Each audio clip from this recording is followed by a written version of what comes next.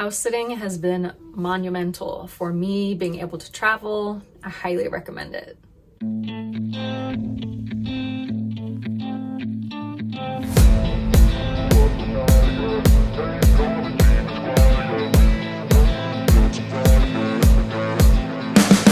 Let's talk house sitting. So this is based on my experience with trusted house sitters.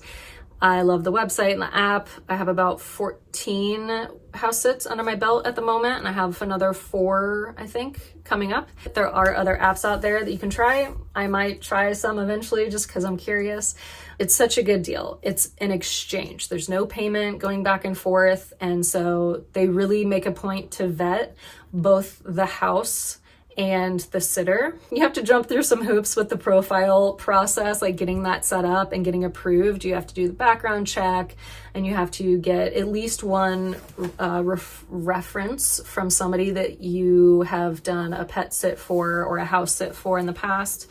It can be family, it can be friends, it can be somebody else. You send them a little link and they fill it out, and then it shows up on your profile. And they're really making sure that the house is like nice and in a safe place. But there's a huge range. Some of them are out in the country, some of them are in the middle of the city. So you're getting a place to stay for free in exchange for doing this house sitting, pet sitting situation. Once you have your profile set up and you have all your information filled out, you can start looking for house sits. You can use all the different filters, and I'll make another video about how to use all the filters and what I do for searching. It's more popular in certain countries. So the UK and Ireland and the US are using it a lot. The listings will show pictures, like they really encourage them to post as many pictures as they can to show the property, the house, the animals, like the situation. There's a section where they share information about themselves, like a get to know me kind of thing. And then about the home and location, like what is nearby, what there is to do, little things about the home and like what year it was built and what style it is. And, you know, it has like wood burners and stuff like that, and just as much detail as they can. And then there's a section for pet responsibilities and home responsibilities.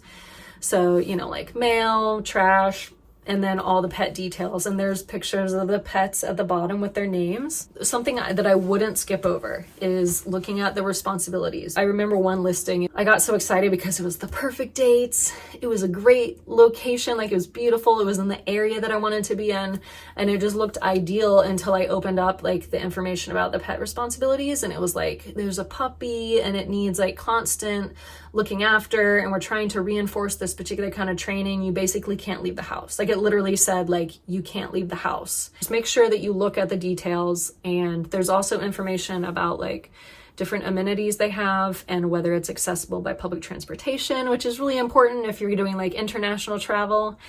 I have a whole story about how we like applied and confirmed some house sits and then realized like, crap, we're gonna need a rental car. So yeah, something to plan for. So on the right side of the page of their listing, you'll also see the dates that they're looking for, and sometimes they'll have multiple dates. And so you want to make sure that you select the dates that you're actually trying to apply for. And you can also see on that section how many people have applied for that sit.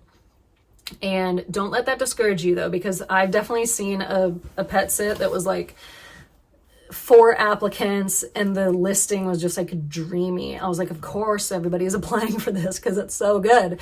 And I was like, I'll never get it. But I was just like, I'll just try. And so I sent the application and I got it. Like she set up a phone call pretty quickly and talked to me, and then was like, okay, sounds good. You want to confirm it? And yeah, so don't let it discourage you if other people have applied. And you'll see if the application is still open, it'll show you how many people have applied. And if they set it in the review mode, it'll say reviewing applications, and it won't allow you to apply for that date range. So yeah, it's pretty straightforward. You send your message, it opens up a thread, like a message thread for you through the website. When they respond and they're like, hey, let's have a call, then we'll do a WhatsApp call. On the video call, that's when I'll ask questions about like, when would you want me to arrive? When would you want me to leave?